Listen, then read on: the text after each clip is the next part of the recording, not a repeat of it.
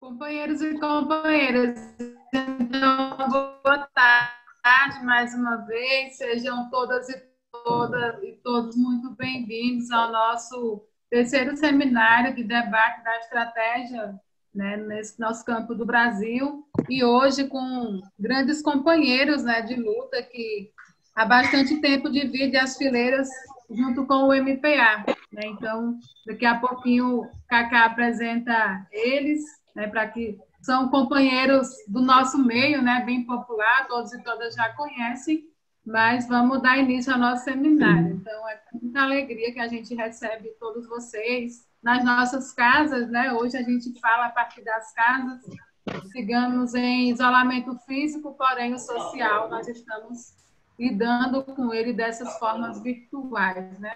Seguimos aí nessa construção. Então, pedimos agora um momentinho para que todas e todos desliguem seus microfones para a gente iniciar o nosso seminário, né? Um momento reflexivo de poesia, de canção, para poder começar a nossa fala a partir do tema de hoje, que é ideologia e ascensão conservadora. Compreender o riso e a dor caminhando lado a lado. Ser amigo, irmanado, ser fuzil e ser a flor. Seja lá onde for, não perde tua razão. Derrama teu coração. O amor não é egoísta. O amor é socialista e ele faz revolução. Ser canção pelas distâncias, aonde a verdade não chega, por caminhos e veredas no olhar de uma criança, combater a ignorância, o mundo é uma só nação. Te insurges, faz rebelião. O amor não é egoísta. O amor é socialista e ele faz revolução. Ser farol e ser alerta, silêncio e paciência. Quando falta consciência, cabe a ti dizer: desperta, ser poema, ser poeta, sem vaidade ou pretensão. Esta é tua missão. O amor não é egoísta. O amor é socialista e ele faz revolução. Estudar e repartir conhecimento e saber. Sempre vale aprender, sempre vale dividir. A vida no ir e vir, permanente evolução. Não há vida sem paixão. O amor não é egoísta. O amor é socialista e ele faz revolução. Abraça a pessoa amada, faz da luta companheira. O amor não tem fronteiras, é bandeira desfraldada. Preconceito está com nada. O amor é construção, respeita toda opção. O amor não é egoísta. O amor é socialista e ele faz revolução. Olga, Rosa, todas elas, Sandino e Che Guevara, é Martí, Simão, Dandara, é Zumbi e Marighella, Fidel, Artigas e Mandela, piqueteiros em ação, camponeses e camponesas, semeiam o pão, porque o amor não é egoísta, o amor é socialista, e ele faz revolução. E ele faz revolução. E ele faz revolução. Sim, Senhor.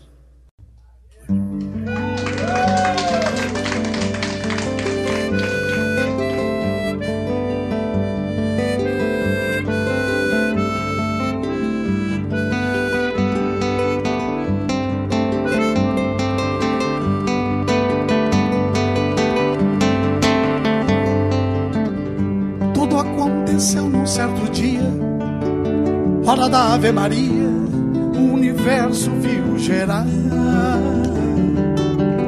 No princípio o verbo se fez fogo, paz tinha o globo, paz tinha nome, o lugar era terra, terra,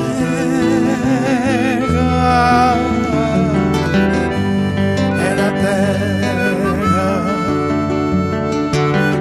terra,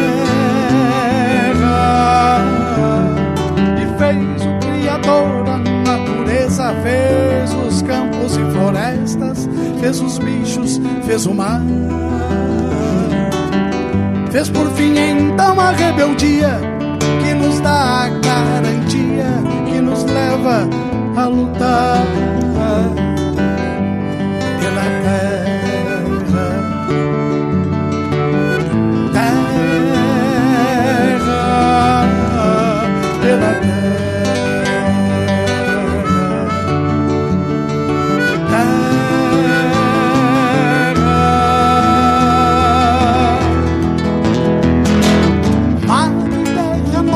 Esperança onde a vida dá seus frutos, o teu filho vem cantar. Ser inteiro, sonho por inteiro, sou sem terra, sou guerreiro, com a missão de semear a terra, terra.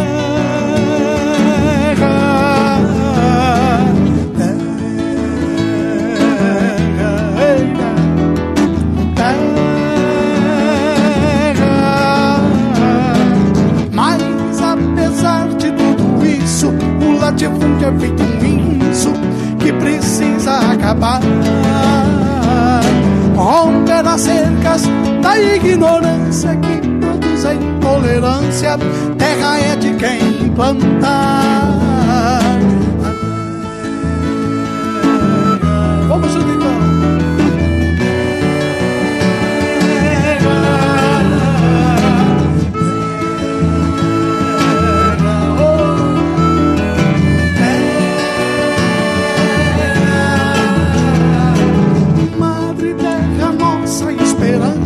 Onde a vida dá seus frutos, o teu filho vem cantar. Ser inteiro, sonho por inteiro, sou sem terra, sou guerreiro, com a missão de semear a terra.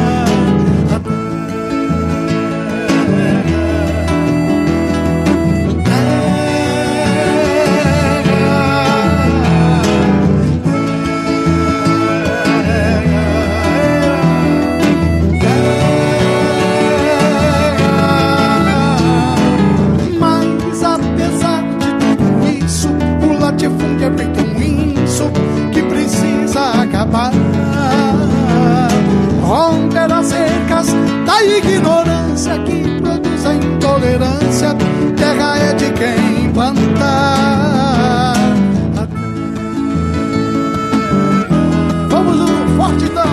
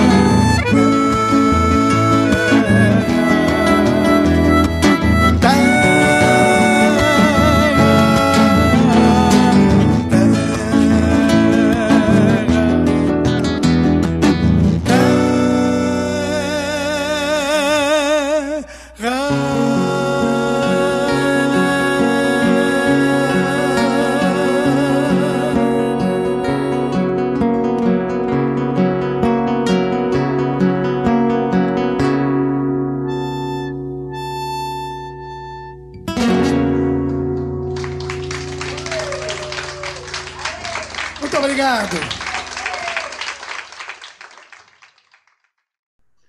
Valeu, Pedro. Agradecemos muito. Siga aí com a gente nesse debate estratégico. Então, companheiras e companheiros, mais uma vez a gente reconhece a importância de contar com a presença de todas e todos do Sul, Nordeste, enfim, de um canto a outro desse Brasil, presente aqui nessa sala virtual, né, para a gente fazer esse debate estratégico da realidade brasileira, né?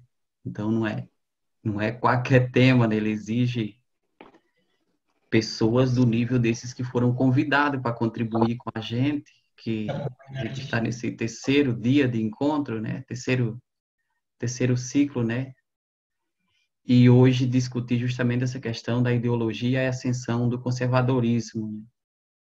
E os formadores que estão com a gente hoje para provocar esse debate, Mauriase, muito conhecido por todas e todos, por ser aí um educador popular, historiador, mestre, doutor em sociologia, professor da Universidade Federal do Rio de Janeiro, também do NEP, em ESS, 13 de maio, enfim, Mauriásio, seja bem-vindo para contribuir com esse debate com a gente, que é muito caro e necessário, né? Também reconhecer a importância da presença e ter aceitado esse convite para fazer esse debate, o pastor Henrique Vieira, que é também um professor, é teólogo, é ator, pastor, é cientista, e que hoje, cientista social, e que hoje está aqui com a gente para fazer esse debate sobre a estratégia da realidade brasileira, né? A metodologia que a gente vai usar hoje, ela vai partir da ideia de que cada um de vocês faça o uso da fala por 30 minutos. A gente vai começar então com o pastor Henrique Vieira, e logo após o pastor Henrique Vieira, então a gente passa a palavra para o companheiro Mauriassi, que também terá esse tempo de 30 minutos. Então, pastor, seja bem-vindo. Então, assuma aí o comando, seja bem-vindo. Mais uma vez, a gente reconhece a importância da sua presença na contribuição desse debate. Tá certo. Muito obrigado pelo convite, pela oportunidade de estar com vocês. Você me ouve bem? Sim, estamos te ouvindo bem, viu? Que bom. Muito obrigado, realmente. É um prazer estar aqui com vocês, participando desse espaço de debate, de reflexão, de formação. Eu estruturei aqui uma fala singela, talvez até menos de 30 minutos. Eu estou com algumas demandas aqui de obra aqui em casa, excepcionalmente hoje. Peço desculpa por qualquer interferência sonora ou qualquer coisa, mas acho que vai dar tudo certo. São tempos que a gente está precisando de muita capacidade de adaptação, né? Sim. E para estar aqui. Mas, enfim, muito obrigado e é uma honra mesmo. Bem, eu estruturei a fala. Primeiro, eu queria começar de maneira mais conceitual, depois fazer uma análise de contexto e de conjuntura, e, por fim, terminar com algumas provocações, algumas contribuições. Então, dividir dessa maneira. Primeiro, uma parte mais conceitual, depois uma parte de análise de conjuntura e depois uma parte de algumas proposições. Na parte conceitual, que é introdutória, eu queria falar um pouco sobre possíveis definições de espiritualidade e de religião, para depois a gente entender a força conservadora no atual contexto. Alguns teólogos, algumas teólogas, cientistas da religião fazem uma distinção que eu considero muito importante entre espiritualidade e religião. Eu acho interessante para a nossa compreensão. A espiritualidade é quase que uma dimensão intrínseca à experiência humana. A espiritualidade é quase como a arte. É uma expressão humana diante da potência e da fragilidade da vida. A espiritualidade, portanto, tem um áudio vazando, me atrapalhando um pouquinho. Pastor, tem um áudio, sim, era Silvan, ele já está desligando. Se mais alguém tiver com o microfone ligado, por gentileza, desligar. Eu acho que era só Silvan. Tá certo. Eu até peço desculpa, eu me perco um pouquinho, senão eu manteria tranquilamente meu raciocínio. Não, não, a gente compreende. E não tem como, de fato. E ainda permanece um microfone aberto. Pode contar. O Instituto Cultural está aberto. Também. É só para dar um recadinho aqui, pessoal. Como tem muita gente na sala, nós estamos agora em 85, é difícil para a gente desligar o som de cada um. Então, cada um puder dar uma atenção especial para deixar o seu microfone desligado, ajuda bastante a gente aqui nos bastidores. Obrigado. Leo Corbari. Pastor, pode retomar, desculpa aí. Não, eu vou me esforçar aqui. Então, a espiritualidade é uma dimensão profunda do coração humano e que tem a ver com essa busca por sentido, essa busca por harmonia, essa busca por completude, essa busca profunda por si e pelo outro. Então, a espiritualidade é tal qual, conforme eu falei anteriormente, a arte. É uma expressão humana diante da vida. A vida é uma potência e uma fragilidade ao mesmo tempo. A vida é repleta de potencialidades e de limites. O ser humano não só vive, o ser humano sabe que vive. E ao saber que vive, abre uma margem impressionante de liberdade, mas também uma angústia. E uma angústia não no sentido deprimente, uma angústia não no sentido autodestrutivo, uma angústia não no sentido desesperador, mas uma angústia relacionada a essa dimensão da própria vida, de existir, saber que se existe e, ao se dar conta da existência, se perguntar pelo sentido de tudo isso. A espiritualidade transita nesse lugar da pergunta, da contemplação, da abertura, da busca insaciável por si, pelo outro e pela plenitude da vida. A religião já seria uma espécie de sistematização histórica e cultural da espiritualidade. A espiritualidade é o impulso, a espiritualidade é a potência, a espiritualidade é a pergunta, a espiritualidade é a abertura, a religião é o enquadramento disso numa liturgia, num rito, num código comportamental, numa determinada visão de mundo, num determinado regramento doutrinário. Então, a religião, dentro dessa perspectiva, e é tão somente uma perspectiva, Leonardo Boff trabalha muito com ela, Frei Beto trabalha muito com ela, vários cientistas da religião trabalham a religião como uma produção histórica e cultural que busca organizar a vida a partir dessa pulsão ou desse impulso da espiritualidade. Então, a espiritualidade quase como uma dimensão constitutiva da experiência humana e a religião como uma produção histórica, uma produção cultural. Daí, a conclusão que eu chego ainda nessa parte conceitual é que a religião, enquanto produção histórica e cultural, ela pode alimentar a espiritualidade, ela pode dar espaço para a espiritualidade se desenvolver como busca por si, como busca pelo outro, como abertura permanente à vida, como desejo de vida plena para todas as pessoas.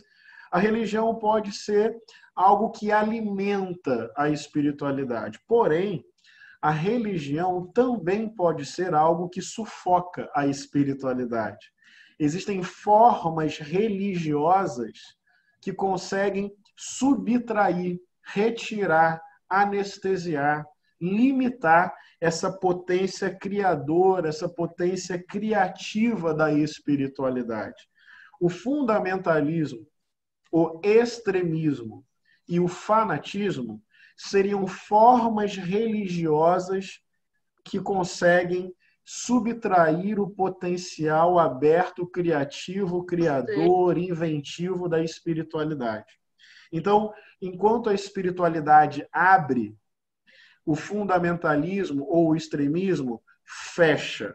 Enquanto a espiritualidade transita bem nas perguntas, O fundamentalismo, o extremismo, apresenta respostas absolutas, inquestionáveis, fora da história, que não são passíveis de revisão, de transformação ao longo do tempo. Enquanto a espiritualidade propõe o diálogo, a pluralidade, entende a diversidade como riqueza da humanidade, o fundamentalismo, o extremismo trabalham com uma certa visão totalitária de mundo, de expansão de uma determinada doutrina sobre todos os povos, sobre todos os corpos. Então, o fundamentalismo e o extremismo, e aqui eu não vou trabalhar essa distinção conceitual, vou quase que trabalhar como sinônimo, embora não seja bem assim, mas são formas religiosas muito mais centradas no dogma, na doutrina, do que propriamente numa experiência relacional, comunitária, de abertura permanente à vida e ao outro. Ainda de forma muito conceitual. Se eu pego esses conceitos e tento ler esses conceitos historicamente, se eu tento ler esses conceitos historicamente no Ocidente, se eu tento ler esses conceitos historicamente no Brasil, então eu vou ter que chamar atenção para o caráter colonizador, eurocêntrico, patriarcal e racista do cristianismo hegemônico.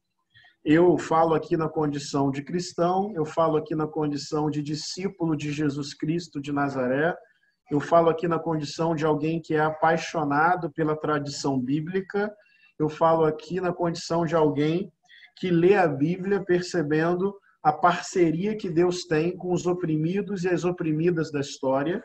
Eu falo na condição de alguém tal qual Dom Pedro Casaldáliga, quando ele dizia que em Jesus Deus se fez carne e Deus se fez classe. Ou seja, Jesus é o corpo de Deus na história e Jesus assume a experiência dos pobres, dos oprimidos e das oprimidas como espaço para a revelação do seu amor e do seu compromisso. Eu falo como cristão, mas eu preciso reconhecer que o cristianismo hegemônico, que o cristianismo institucional foi uma força, é uma força colonizadora ao longo da história. Não tem como entender a dizimação sobre povos indígenas, não tem como entender quase 4 séculos de escravidão sobre o povo negro, não tem como entender a lógica colonizadora sem um atravessamento do cristianismo como religião colonizadora, como religião que forneceu base ideológica para um projeto de tamanha violência. Então, eu preciso pegar esses conceitos, entender historicamente e, olhando para o meu país e para a história do meu país, eu preciso identificar que o cristianismo, durante muito tempo, serviu, em vários aspectos, ainda serve como uma força colonizadora. Nesse sentido, eu retomo um pouquinho aqui a perspectiva da sociologia do conhecimento, ou até mesmo antes do próprio Marx, quando a gente tem que entender o seguinte, que as ideias, elas não surgem do acaso. As ideias, elas não têm força própria. As ideias são um produto da sociedade. Então, tudo isso para dizer o seguinte, que em muitos momentos, o pensamento religioso serviu para atender aos interesses políticos, sociais e econômicos das classes dominantes. Ou seja, a religião não está fora da história. A religião, conforme eu disse no início, é um produto da história. E em muitos momentos, o que a gente percebe? Que a religião ou as ideias religiosas predominantes num dado contexto histórico são as ideias religiosas que servem à manutenção de uma determinada ordem, portanto, servem aos interesses de uma classe dominante que se beneficia desta ordem. Então, eu não estou dizendo que o fenômeno religioso é em si alienante. Seria um contrassenso. Eu sou um religioso Eu falo a partir desse lugar da mística revolucionária, da fé, da relação com a Bíblia, com a pessoa de Jesus. Mas eu reconheço que a religião, como produto histórico e cultural, ela pode servir à manutenção e à conservação de relações de opressão. Ela pode servir como uma narrativa que justifica uma determinada realidade desigual que atende aos interesses de uma classe opressora. Então, em muitos momentos, o cristianismo serviu como justificativa para uma determinada ordem de injustiça e de desigualdade. Então, eu trabalhei até agora com uma distinção entre espiritualidade e religião. Eu entendo que a religião pode ser uma força revolucionária, mas também pode ser uma força reacionária e conservadora. Eu entendo que a religião é produto histórico e cultural e que, em determinados momentos, sim, ela pode ser utilizada como mecanismo que justifica uma determinada realidade desigual, beneficiando aqueles e aquelas que se colocam no topo de uma determinada hierarquia social, econômica e política. A partir dessa parte conceitual, eu olho para o Brasil de hoje e eu percebo que o imaginário religioso cristão, especialmente o imaginário religioso cristão evangélico, está servindo de base para uma ascensão conservadora. É preciso reconhecer isso. Daí algumas observações são importantes. Primeiro, que o campo evangélico ele é absolutamente plural. Ele não é um partido coeso, ele não é um bloco monolítico, ele não produz consenso. O campo evangélico tem uma diversidade muito importante e que precisa ser considerada. Segunda observação, o campo evangélico cresce especialmente nas camadas populares, nas favelas e nas periferias do Brasil. Cresce no campo, mas cresce especialmente na cidade, nas grandes e médias cidades, nas periferias e nas favelas. O campo evangélico, além de ter um caráter plural, de não ser um bloco monolítico e de ser majoritariamente popular, ele tem grande presença de mulheres e da população negra. Então, também, além do aspecto econômico, renda, é importante perceber esse aspecto de gênero e esse aspecto racial. Então, o campo evangélico cresce no Brasil? Sim. Cresce especialmente onde? Nas periferias dos centros urbanos, embora cresça também no campo. Qual é o recorte social desse campo evangélico? É basicamente, majoritariamente popular, com grande presença, majoritária presença de mulheres e da população negra. É isso que as pesquisas têm nos demonstrado, é isso que os 2 últimos censos do IBGE têm nos demonstrado, e se o campo evangélico continuar crescendo nessa proporção, muito provavelmente em 2040 será a maior religião do Brasil, superando o catolicismo. Existe conservadorismo no campo evangélico? A resposta, na minha opinião, é obviamente que sim. Eu estou tentando ser didático, cada frase que eu estou colocando tem 1000 debates nela, mas a ideia é colocar proposições para a gente conversar. O campo evangélico é majoritariamente conservador? É. Esse conservadorismo é muito diferente do conservadorismo presente no conjunto da sociedade brasileira? A minha resposta para isso é não. Então, o que eu quero reivindicar aqui é que é complexo o que nós temos que analisar, né? O campo evangélico é conservador, o seu conservadorismo, me parece, em determinados pontos, mais acentuado do que o conjunto da sociedade brasileira, mas não considero tão diferente. Então, vou colocar nesses termos, mais acentuado e não tão diferente. Mais acentuado, nos pontos relacionados a gênero, sexualidade, direitos sexuais reprodutivos. especialmente nesses 3 pontos, o conservadorismo presente no campo evangélico se demonstra mais acentuado que o conservadorismo presente no conjunto da sociedade brasileira. Isso que algumas pesquisas temáticas têm nos demonstrado. Agora, esse campo evangélico majoritariamente conservador, ele não é um bloco monolítico. Então, eu vou dar um exemplo. A pesquisadora Julita Lengruber fez uma pesquisa aqui no Rio de Janeiro, a partir da Universidade Cândido Mendes, e ela fez a seguinte pergunta: bandido bom é bandido morto. Você concorda com essa afirmação? O segmento religioso que mais rejeitou essa afirmação foi o segmento evangélico no Rio de Janeiro. Só para a gente ter uma dimensão da complexidade daquilo que nós estamos falando.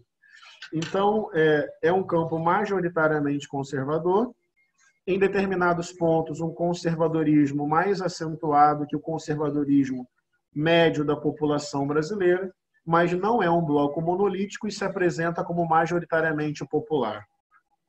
Também cabe dizer que dentro desse guarda-chuva, chamado campo evangélico, existem experiências organizadas e progressistas.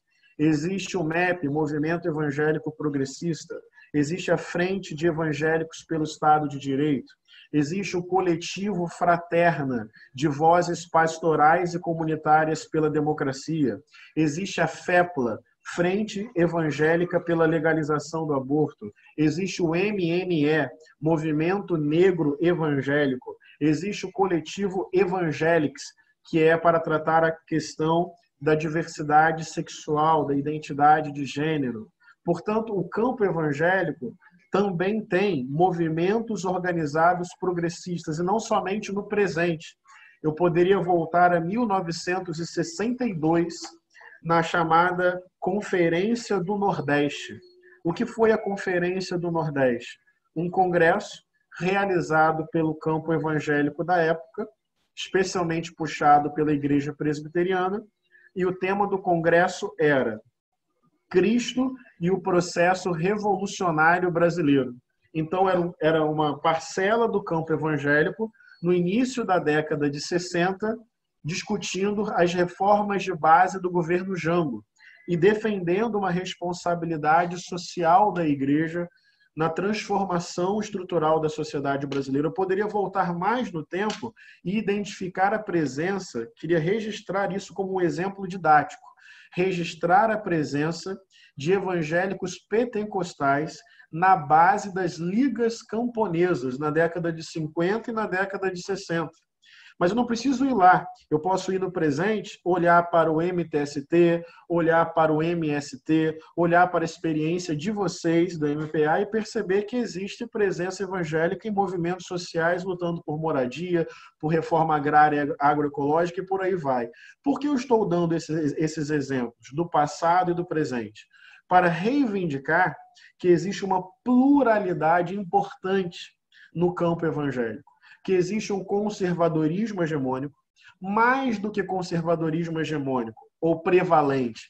Existem grupos, e esse ponto é muito importante. Existem grupos, muitas vezes descolados da própria base, que têm poder político, poder econômico e grande influência nos principais meios de comunicação. Isso não é detalhe. Existe uma relação entre força material e força imaterial, ou seja, grupos que detêm poder econômico e conseguem ter instrumentos objetivos para monopolizar ou quase monopolizar o sentido do que é ser evangélico no Brasil. Não é detalhe. Muitas vezes eu vou em determinados lugares, especialmente centros universitários, as pessoas olham para mim quase como um ser exótico, o que é muito ruim do ponto de vista, de qualquer ponto de vista que se escolha. Por quê? Porque no imaginário coletivo tem se construído uma ideia de que evangélico é conservador, que pastor é fundamentalista. Ponto. Porque os referenciais que aparecem para o conjunto da sociedade por meio dos grandes meios de comunicação indicam isso mesmo. Então, e às vezes as pessoas nos questionam, mas onde vocês estavam? Como se fosse uma questão apenas de ato de vontade, desejo e omissão. Como se não houvesse uma grande desproporção na disputa de significado do que é ser cristão e do que é ser evangélico no Brasil. E essa desproporção tem a ver com condições absolutamente objetivas, né? Se a gente ligar a televisão agora, tem uma rede de televisão, a segunda maior do Brasil, que é de uma igreja. Então, é um debate profundo. Eu estou falando mais do campo evangélico porque é o meu lugar de fala, porque eu acho que essa disputa tem que ser feita. Então, além de ter movimentos organizados dentro do campo evangélico que são progressistas, eu quero caminhar para o final da minha fala fazendo uma outra provocação. Essa é mais complexa, essa é mais difícil, essa é mais polêmica, talvez. Além dos movimentos evangélicos progressistas organizados, eu preciso aprender a ver. Essa é a proposição que eu quero fazer e eu sei que ela é passível de muito questionamento. Mas eu preciso aprender a ver dispositivos progressistas na espiritualidade evangélica popular, pentecostal e neopentecostal. Eu preciso, e aí eu não estou falando de um projeto revolucionário, consistente, programado, com tática, com estratégia, com ação política, não. Estou dizendo o seguinte, nessa espiritualidade popular, que enquanto a gente conversa, uma igreja é construída em algum lugar, essa espiritualidade popular não é algo que deve ser, digamos assim, alvo da nossa correção. Esse é um ponto que eu queria compartilhar com vocês. Eu acho que tem que haver muito cuidado numa perspectiva eurocêntrica, colonizadora, civilizatória, de lidar com o fenômeno religioso popular e, nesse caso, com o fenômeno religioso popular evangélico. Eu estou aqui reconhecendo, nesses meus últimos 5 minutos, não é isso, amigo? Sim. Eu estou aqui reconhecendo que existem dispositivos conservadores na espiritualidade evangélica popular. Eu estou aqui reconhecendo que existem grupos políticos, não só pentecostais e neopentecostais, mas do protestantismo histórico, sustentando um governo de extrema-direita. Por exemplo, a Igreja Batista e a Igreja Presbiteriana, do protestantismo histórico, têm posições fundamentais e estratégicas no atual governo. Portanto, a minha fala não é nem um pouco corporativista, porque eu não tenho interesse em defender a igreja enquanto instituição.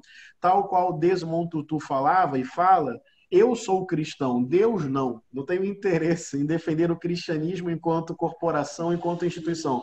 Mas eu estou querendo dizer o seguinte, se nós construirmos na nossa cabeça a seguinte ideia, democracia versus campo evangélico, versus campo cristão. Direitos humanos versus campo evangélico, campo cristão. Esquerda versus campo evangélico, campo cristão. Socialismo versus campo evangélico, campo cristão. Revolução socialista brasileira versus campo evangélico, campo cristão. Se nós consolidarmos na nossa mente esta polarização, na minha compreensão, nós perdemos. E perdemos de 7-1.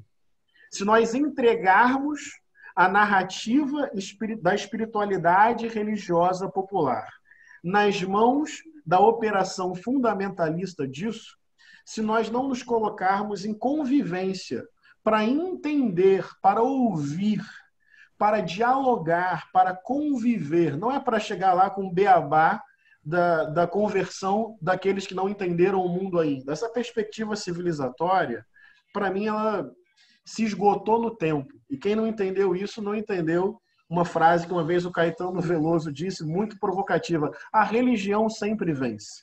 Essa frase ficou na minha cabeça numa entrevista que até ele fez comigo, e em determinado momento ele disse, a religião sempre vence. A gente pode aprofundar esse termo, mas você expulsa a religião pela porta da frente, ela quebra a janela, entra de novo e rearruma tudo. Uma perspectiva de revolução que anula a dimensão mística, uma perspectiva de revolução que entende que religião necessariamente é mecanismo alienatório. Uma perspectiva de revolução que olha para o Brasil hoje e acha que o campo evangélico é o inimigo e o problema único da democracia brasileira, essa perspectiva, para mim, está fadada ao fracasso. O campo evangélico cresceu nos últimos 20 anos. A democracia brasileira sempre foi patriarcal, racista, genocida e elitista. No limite, eu vou dizer que nem há democracia possível dentro dos marcos do capitalismo. Então, o que eu quero dizer é o seguinte, para tentar sistematizar e concluir o meu raciocínio. Espiritualidade é quase que como poesia. Desde que existe gente, existe poesia e existe espiritualidade. Religião é construção histórica e cultural que pode fomentar ou sufocar a espiritualidade. Religião, como produto social, pode servir à manutenção de uma ordem opressora. As ideias religiosas de um determinado, as ideias dominantes religiosas de um determinado período histórico tendem a refletir os interesses da classe dominante. Contudo, a religião também pode ser força contestatória, emancipadora, despreendida materialmente, revolucionária e pode servir, inclusive, como elemento que impede personalismos que subtraem projetos populares. Eu costumo dizer o seguinte, quando a religião é para matar, ninguém mata tanto quanto a religião na história. Mas quando a religião é para produzir revolução, ela realmente produz exemplos históricos de comunidades, de povos, de pessoas como Pedro Casaldáliga, Irmã Dorothy, Dom Helder Câmara, Martin Luther King, e por aí vai. Então tem uma força religiosa que pode ser energia revolucionária no tempo. E para concluir, a tese que eu vou dizer é o seguinte, é uma frase meio clichê e que com o tempo a gente pode desenvolver melhor. Esse modelo capitalista neoliberal de esvaziamento de políticas públicas e de espaços públicos de convivência, esse modelo capitalista neoliberal de precarização das condições de trabalho, aprofundamento da desigualdade social e de utilização de mecanismos de violência para extermínio daqueles e daquelas que sobram. Portanto, neoliberalismo necessariamente vem com produção de violência para extermínio sistêmico dos corpos não cidadãos, certo? Esse modelo, que esvazia o sentido coletivo e comunitário da vida, é a base para a ascensão fundamentalista e extremista no mundo e no Brasil. Para mim, essa é a análise que a gente tem que se debruçar sobre. O fundamentalismo, ele cresce nesse vácuo profundo de uma ausência de um sentido mais coletivo e de comunitário da vida. E aí é importante eu dizer o seguinte, estou me referindo ao fundamentalismo. Não estou me referindo à religiosidade nem à espiritualidade. Por isso, a distinção dos conceitos me parece tão importante. É nesse contexto, e aí vindo para o Brasil, que a simbologia cristã passa a ser, como já foi na maior parte do tempo. Na maior parte do tempo, o cristianismo mais escondeu a origem favelada e periférica de Jesus de Nazaré do que qualquer outra coisa. Eu costumo dizer que a Bíblia é uma tradição dos oprimidos, historicamente interpretada pelos opressores. E aí, do ponto de vista da minha fé, se a gente retira a lente colonizadora sobre a Bíblia e resgata a lente dos oprimidos sobre a Bíblia, ela se torna força revolucionária na história. O êxodo dos profetas, o deserto e o homem de Nazaré morto e ressurreto são dispositivos belíssimos, na minha compreensão e convicção. São dispositivos de muita energia transformadora da realidade. Mas, por fim, as proposições que eu faço são compreender o caráter profundo da espiritualidade como dimensão humana, compreender que a religião não necessariamente é conservadora, compreender que o avanço do capitalismo neoliberal abre espaço para o avanço de narrativas fundamentalistas e totalitárias e compreender que sem diálogo com a espiritualidade popular, e eu falo diálogo, não falo tutela, não falo beabá de como deixar de ser crente, como deixar de ter fé, sem o diálogo honesto com a espiritualidade popular, não há projeto revolucionário que se sustente na América Latina e no Brasil. Ótimo, pastor. Foi muito fiel ao tempo. Bela contribuição nessa reflexão da religião, espiritualidade. Mas então, a gente, conforme colocou inicialmente, a gente vai então passar a fala para Mauriase. Mauro, assuma aí o comando. Tá bom, Cacá. Primeiro, um grande abraço a você, a todo o pessoal do MPA, o Frei Sérgio, estou vendo ali. Um grande abraço, é sempre um prazer, uma alegria ouvir o Henrique Vieira, né? Uma pessoa que sempre nos traz questões muito pertinentes, né? Também um abraço para o Henrique, meu companheiro Henrique, lá do Rio de Janeiro. Um abraço, Mauro. Um abraço. Sempre te acompanho e te leio e te admiro bastante. É mútuo, é mútuo. Então, essa é uma questão fundamental, né? A gente, em várias oportunidades, discutiu com o MPA essa dimensão da estratégia, pensar o Brasil, pensar os caminhos da Revolução Brasileira. E a gente está num momento conjuntural em que, se a gente não tomar cuidado, a gente vai ter uma surpresa, né, para um certo espanto diante do movimento do real. E a única coisa que a gente não pode fazer é se espantar com o real. Né? O real tem a sua dimensão, a gente tem que tentar entendê-lo. Né? E o espanto vem exatamente do fato de que a gente vê segmentos sociais respaldando uma direção política contrária aos seus interesses. Né? E isso vem com uma certa incompreensão do que é a ideologia e como é que ela funciona. Né? E por isso eu pensei essa minha fala num caminho semelhante, um caminho mais conceitual, para depois a gente entrar nesse caroço da conjuntura, que é fundamentalmente esse. Né? As pessoas... O Diego está numa discussão ali.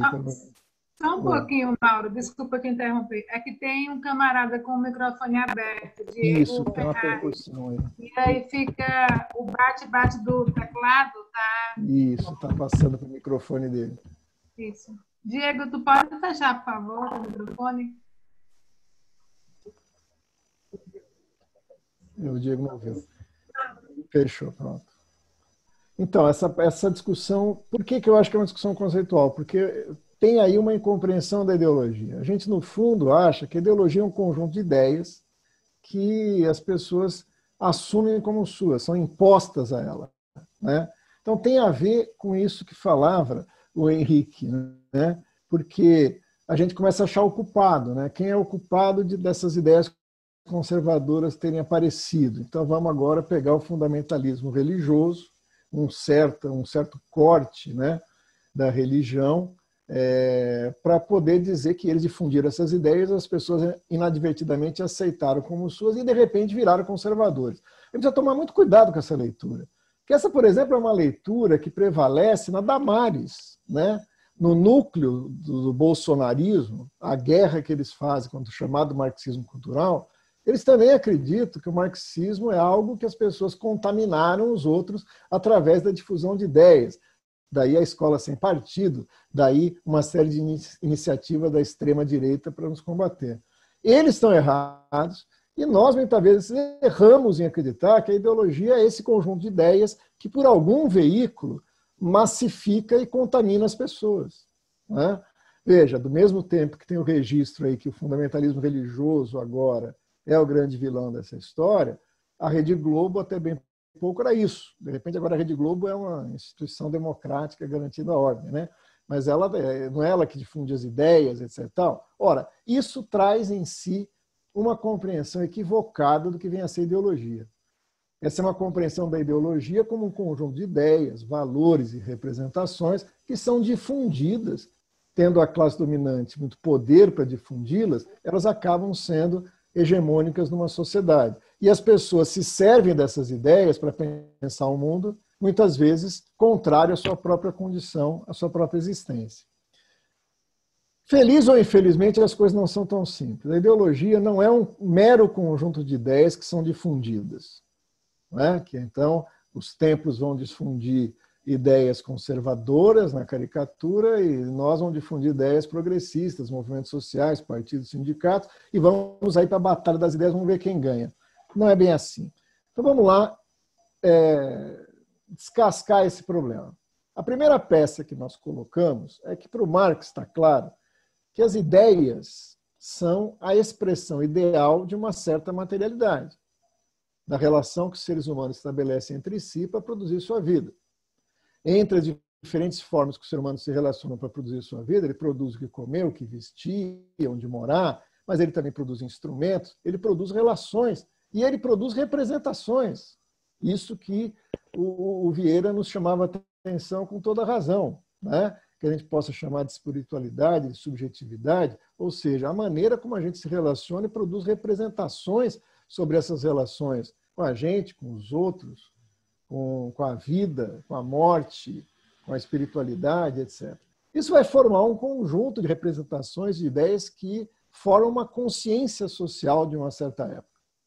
A peça que o Marx agrega a isso, que para nós é importante, é que as ideias dominantes numa certa sociedade são as ideias da classe dominante. Mas as ideias da classe dominante são a expressão ideal de relações materiais dominantes. Não são as ideias que fazem essa classe dominante, são as relações. As relações que fazem com que um se aproprie dos meios de produção, que contrata a força de trabalho do outro. É essa relação social e concreta que é expressa num conjunto de ideias e representações. Elas só expressam a dominação, elas não criam a dominação, né? Essa visão, para nós, é um ponto de partida interessante para discutir a ideologia e o papel do conservadorismo hoje, pelo fato de que não é um combate simplesmente de ideias. Mudar o mundo não basta mudar as ideias, é necessário mudar o mundo, de onde essas ideias partem, né? Por isso que o Marx vai caminhar no sentido da revolução, enquanto outros, naquela época, vão enveredar para várias formas de tentativa de convencimento, de difusão de ideias, etc. Trata-se de mudar materialmente o mundo.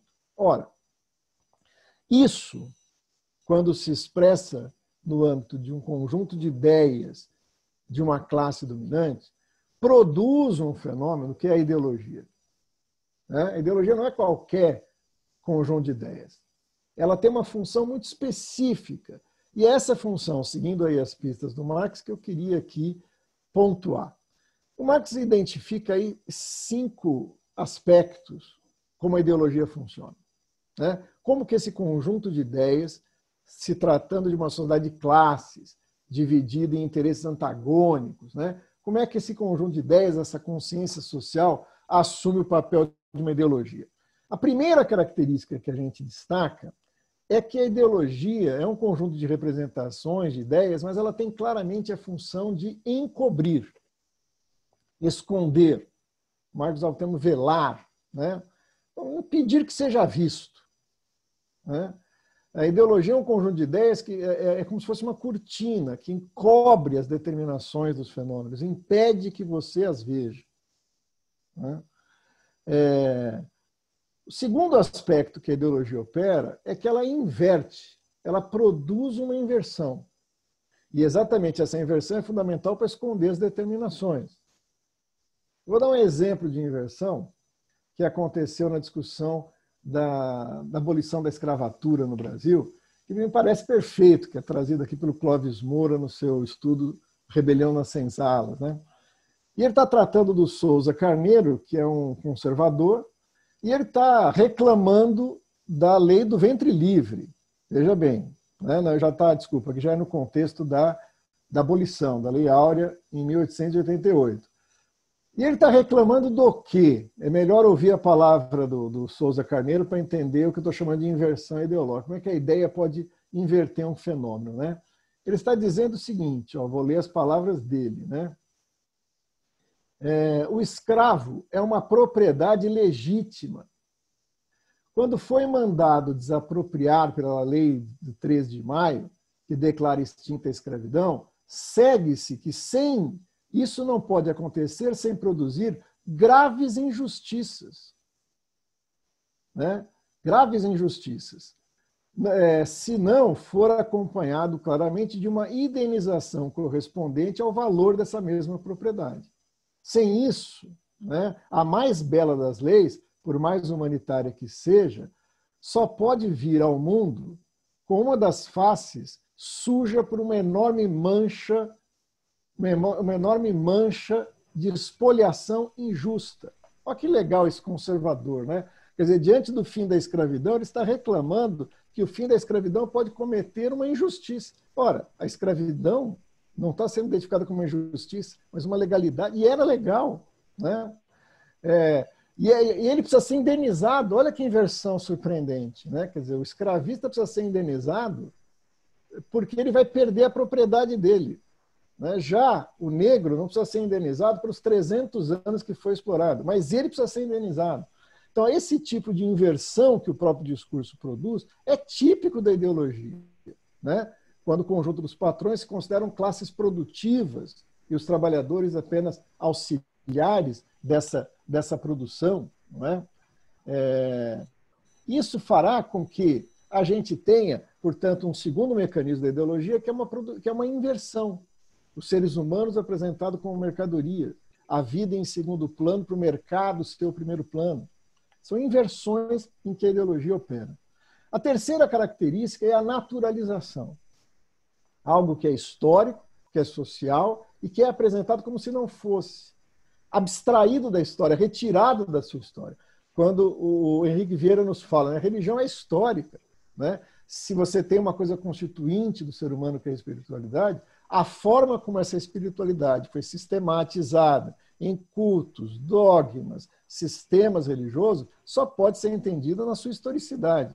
Quando eu naturalizo isso, uma vez o Saramago brincou, né, o José Saramago, que ele passou no Brasil e viu um templo onde estava escrito o título da igreja, embaixo escrito, fundado por nosso Senhor Jesus Cristo. Quer dizer, é estranho, né? Quer dizer, eu não sei se Jesus Cristo fundou aquela igreja especificamente, mas ao fazer isso eu naturalizo, né? Eu vou lá para o paleolítico inferior e acho cristão. Não pode ter existido cristão no paleolítico inferior, porque Cristo vai esperar um pouquinho mais para nascer. Então, assim, a religiosidade, né, que vai pegar essa espiritualidade e transformar num sistema, só pode ser histórica. Quando eu retiro da história, eu a naturalizo. Ao naturalizar, eu estou operando no campo da ideologia. O quarto elemento, que também foi bastante enfatizado aqui, é a justificativa. O discurso ideológico não é uma compreensão de um fenômeno que busca suas determinações, suas consequências, que se espanta com os resultados e muda as atitudes. O discurso ideológico é uma tentativa de afirmar a necessidade do existente, de justificá-la. É uma defesa do existente. A ideologia, ela não é uma crítica àquilo que está colocado. Ela é algo que vai justificar que é assim porque assim deve ser.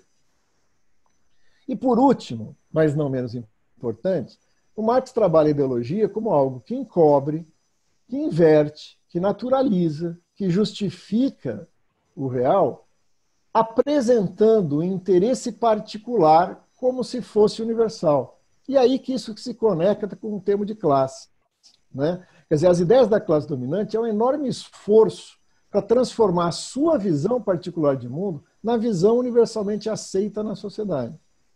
E a eficiência dela é quando os oprimidos aceitam como sua a ideia dos seus dominadores. É disso que nós estamos falando. E é disso o nosso espanto. Veja, o que nós estamos falando não é que o conservadorismo existe no Brasil, porque ele sempre existiu, né? O conservadorismo sempre foi uma marca presente da nossa formação social. O que nos espanta é segmentos populares marchando sobre ideias conservadoras, apoiando alternativas de extrema-direita. Isso é que nos espanta. Mas isso é o funcionamento da ideologia. A ideologia, no seu pleno funcionamento, é a aceitação das ideias da classe dominante como se fossem nossas. Né? Ora, a explicação de por que isso ocorre é porque nós não vivemos em outras relações sociais a não ser as que constituem essa sociedade. Né? O campo popular não vive numa sociedade popular, ainda que as suas condições de vida sejam particulares, nós temos que viver na sociedade do capital.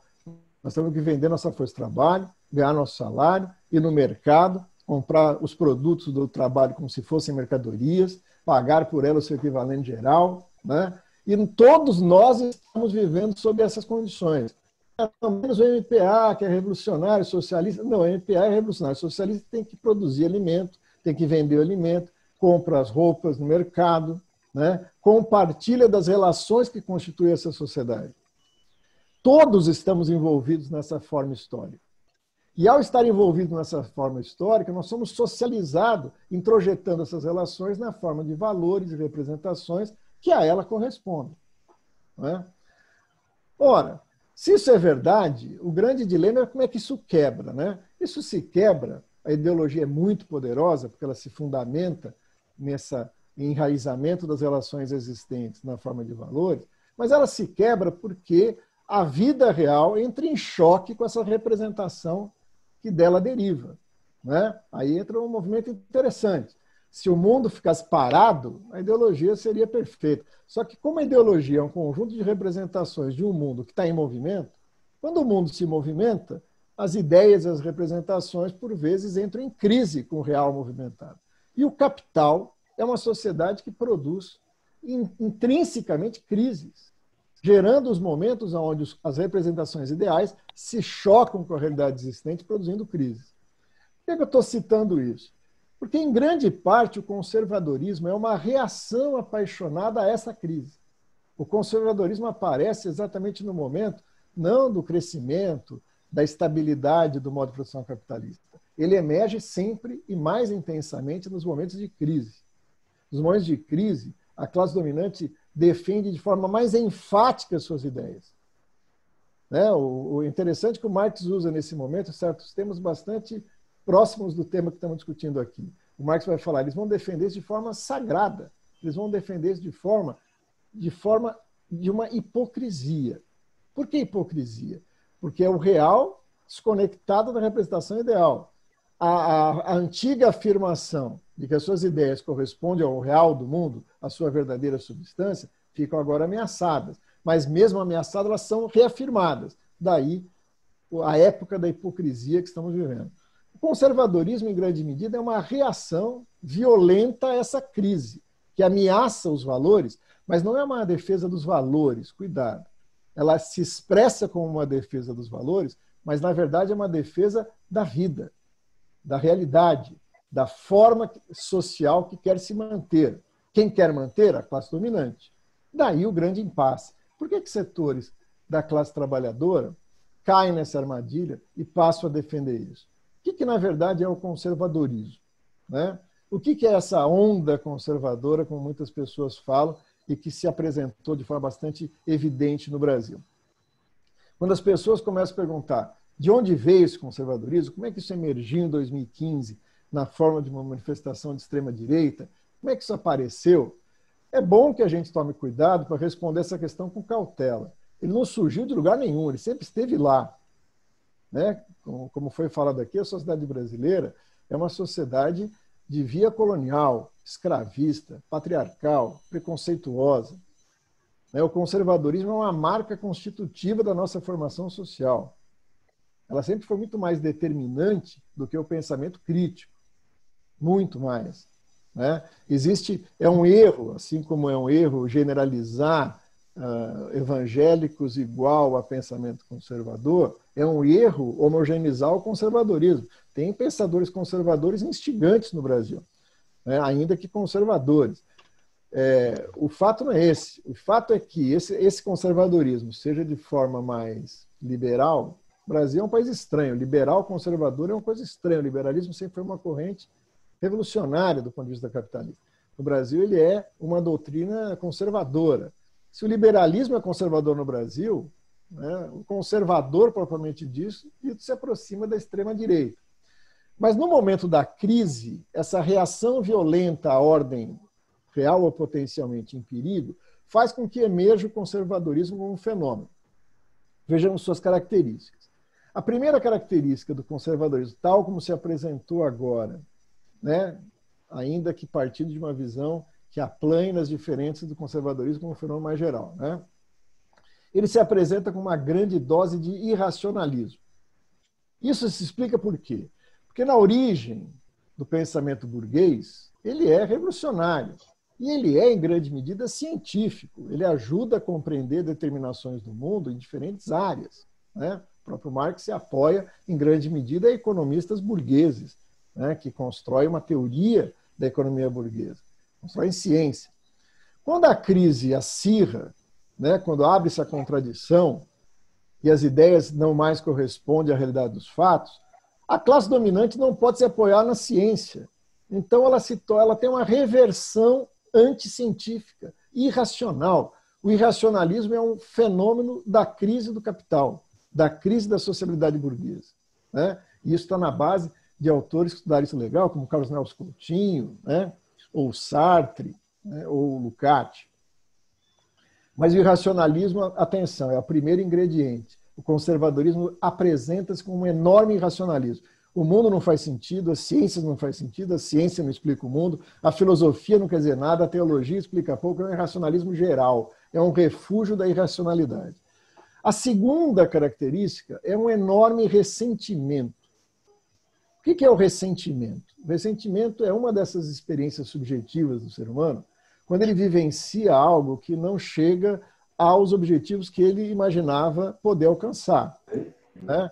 E a nossa sociedade é extremamente perversa em relação a isso. É uma livre concorrência entre todos e que você vai ser feliz, bem-sucedido, rico, e aí você acorda pobre, fudido, sem nada, sem propriedade, né?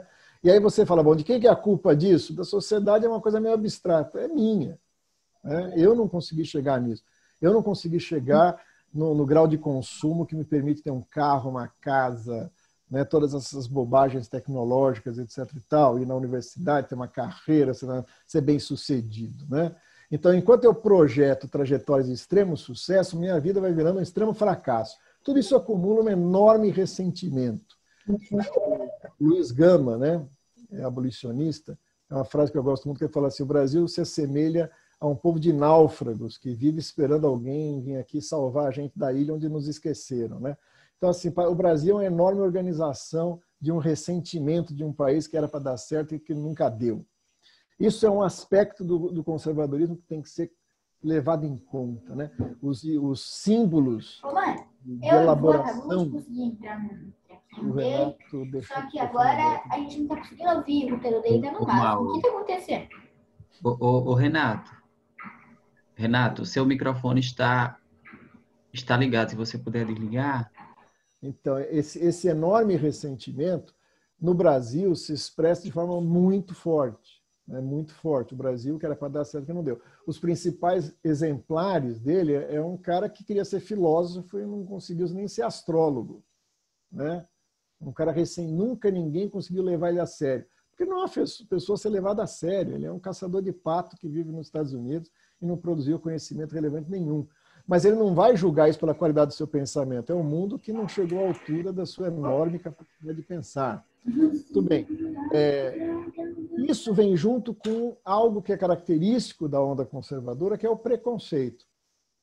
O preconceito é um exemplo de racionalismo. É preconceito. Antes de eu conhecer, antes de eu entender, antes de eu buscar as determinações reais, eu já julgo. É um julgamento antecipado que vem junto com uma ação de contrariedade, né? O preconceito é estrutural do pensamento conservador, né? Ele se funda numa visão preconceituosa do mundo. Isso tem a ver com outro aspecto que vamos falar daqui a pouco, que é o outro, né? Que já a gente fala. Esse preconceito é uma expressão do irracionalismo e de uma característica típica do conservadorismo, que é o particularismo, o presentismo. Interessa o agora. Ele é algo movido por paixões, uma resposta apaixonada a algo que se apresenta, né? E é algo que tem que dar dado agora. Não existe o passado, não existe o futuro. É o agora, é o presentismo, é o imediatismo, né? A crise brasileira, temos que entender o seu passado colonial. O conservador já parou de ouvir, né? Porque ele tem um preconceito com isso. O passado não explica o presente. O que explica o presente é a ação, é agir agora, é mudar agora, né? Por isso que muitas vezes ele se disfarça de inovador, ele se apresenta como uma inovação, por conta desse imediatismo, toda essa crítica de tudo existente, baseada na irracionalidade e no preconceito. Isso vai fazer com que essa ação se volte contra o outro que é visto no lugar de inimigo. Eu preciso produzir um inimigo para juntar esse ressentimento numa forma ativa de ser.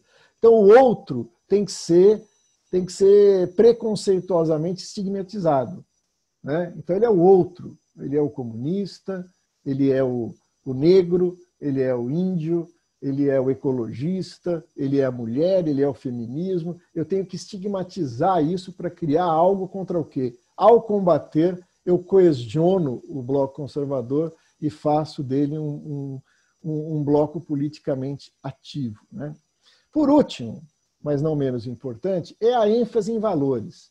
O conservadorismo se diz atacado por esse outro, mas o que é atacado? É algo que ele considera, porque ele está navegando no terreno da ideologia, como natural, como essencial, que são substâncias que se expressam nos valores que ele acha sagrado e imutáveis. Aí está o valor da pátria, aí está o valor da família, aí está o valor de uma certa interpretação da religião, aí está o valor de um certo comportamento ou práticas na sexualidade, na política, etc. e tal. Isso faz com que ele defenda radical e fundamentalmente esses valores como sendo ameaçados. Ele vê a sua vida ameaçada se esses valores estiverem ameaçados. Eu ameaço a família é uma ameaça a ele, à sua família. Ainda que essa seja uma projeção, muitas vezes em contradição com o real. A família dele é muito pouco próxima daquilo que ele acha que é o valor de família. Mas o valor da família, ele se sente como risco de dissolver-se se a família for dissolvida. Bom, essas características gerais formam um comportamento. A pergunta é, por que isso tem uma função ideológica? Somando isso à primeira parte que nós falamos, né? Porque quando a classe trabalhadora sai em defesa irracionalmente, preconceituosamente, colocando o seu próprio ressentimento, né? Essa que é a peça que engancha os dois, né? A classe trabalhadora tem uma porrada de motivos para o seu ressentimento, mas ela explica o seu ressentimento pelo ataque à família, à propriedade, na coisa que ela não tem, mas ela vê como se fosse dela, porque ela está ressentida. Então, o conservadorismo, politicamente, é uma manipulação do ressentimento popular para garantir os interesses da burguesia e não desses segmentos populares, né? E aí que está o gancho. O conservadorismo se torna uma ideologia, porque ele apresenta o seu interesse particular, que é o de defesa da ordem capitalista, da sociedade burguesa, como se fosse o interesse do conjunto da sociedade. Ora, finalmente, para acabar nesses 4 minutinhos que eu tenho aqui, é preciso refletir um pouco por que essa onda conservadora brotou. Ou, para ser mais preciso com o que a gente falou, por que esse conservadorismo que está dado na sociedade brasileira ganhou um impulso, saiu, emergiu no contexto que estamos falando? Nós temos, na verdade, 2 fatores aí a serem compreendidos. O primeiro fator é a crise. O capital entrou em crise e dissolve as condições em que ele apoiava a sua ideologia, né? Quer dizer, o capitalismo funciona muito bem quando ele funciona, a gente poderia dizer assim, né? Quer dizer, e ele não funciona, ele entra em crise, ele produz um momento de crescimento, logo o máximo, uma superacumulação e uma crise, como a gente já estudou em outras oportunidades, o que é a crise do capital. Ele é uma crise produzida pela abundância de capital, não pela sua carência. Quando o capital chega no máximo do seu processo de acumulação, ele entra em crise e começa a se decompor. Isso gera desemprego, isso gera quebra de empresas, isso gera desorganização social, isso gera crises sociais, culturais, etc. e tal. Essa crise é o caldo de cultura para emergir essa reação. Mas por que essa reação não é uma reação revolucionária? Por que nessa crise a classe trabalhadora não tem a percepção de que o capitalismo não funciona e passa, portanto, a ouvir mais aqueles que sempre falaram criticamente em relação ao capitalista e apontavam na direção do socialismo? Porque a classe trabalhadora e o conjunto popular na sua extensão... Oi, vocês continuam me ouvindo? Deu uma instabilidade aqui.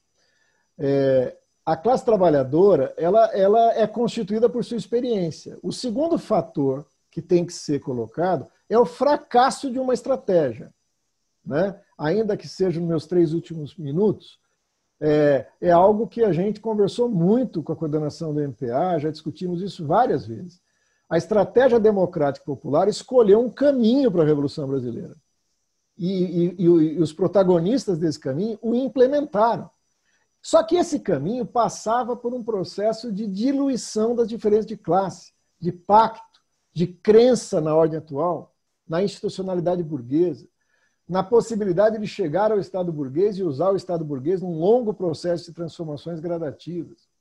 Não vou aqui abrir, a gente pode conversar nas perguntas, mas a estratégia democrática popular fica 13 anos no governo implementando um pacto. E esse pacto desarma a classe trabalhadora da sua autonomia, da sua independência.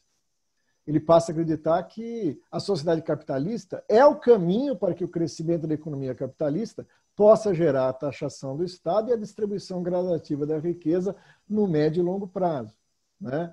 E, enquanto isso, a gente freia o conservadorismo, porque a gente não o enfrenta de vez. A gente achou o status possível de transformação sem uma ruptura. Ora, isso desarmou a classe trabalhadora. E ela passa a vivenciar a crise do capitalismo como um resultado dos governos democráticos. E identifica o setor popular que estava no governo como responsável por essa crise. E o seu ressentimento se dirige contra ela. Ora, está feita a festa, né? Quer dizer, a perda, a derrota dessa estratégia, a reversão do pacto pela ruptura que se produziu pela direita a partir de 2016 com o golpe. Tudo isso levará com que a classe trabalhadora perca a antiga referência popular que tinha e é capturada por uma referência conservadora. A derrota dos governos de conciliação de classe, do longo ciclo de conciliação de classe, o impasse na estratégia democrática popular, somada com a crise do capital, produz o efeito de que a classe trabalhadora vai orientar a sua ação, ou parte dela, significativa inclusive, para a direção do conservadorismo.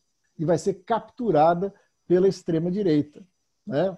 Isso não é definitivo, né? A classe trabalhadora continua existindo, continua em crise, continua vivenciando os processos e as ideias conservadoras rapidamente se mostram adequadas para os seus próprios interesses, mas o perigo disso é enorme, porque esse processo muito semelhante é que leva a alternativas fascistas, alternativas de extrema-direita, levou historicamente, e aqui no Brasil caminhamos nessa perigosa trilha, né?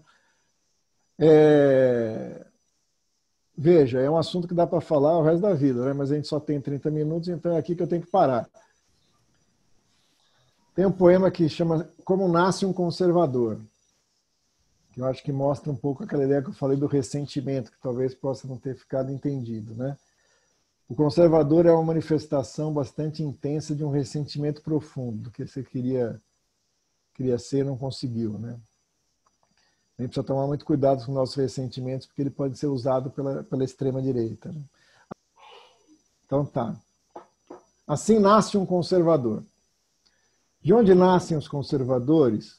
De todos os invernos, de todas as noites sangrentas, de todos os infernos, de todos os céus que foram desterrados do perdão, de toda obediência burra ao oficial, ao burocrata, à coroa, ao cetro, ao papa, ao cura.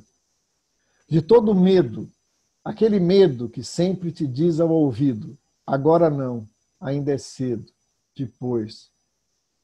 De todo gesto invertido para dentro, de toda palavra que morre antes de sair da boca, de todo obscurantismo, de todo preconceito, de tudo que te cega, de tudo aquilo que te cala, de tudo aquilo que você tolhe, de tudo que recolhe, de tudo que abdicas, de tudo que te falta. Um beijo o assusta, um abraço o enfurece, a dúvida o enlouquece, a razão se esvanece no vácuo e assim germina uma impotência muito grande, que deforma as feições, que torna tenso o corpo. O dedo sempre enriste, a voz que grita e que salta, faz saltar a veia do pescoço. E nesse momento a boca se transforma numa latrina e nasce um conservador. Ele teme tudo que é novo e se move. É um ser frágil, arrogante, assustado, por isso violento. Assim nasce um conservador. Então, antes da gente falar dos conservadores, vamos entender a situação que os produz, né? O que tolheu, calou, desarmou, né? Impediu que fosse feito. Tudo isso é uma energia que é negada e que, quando explode, explode na forma de processos conservadores e reacionários, né? É isso. Só um minutinho, Mauro.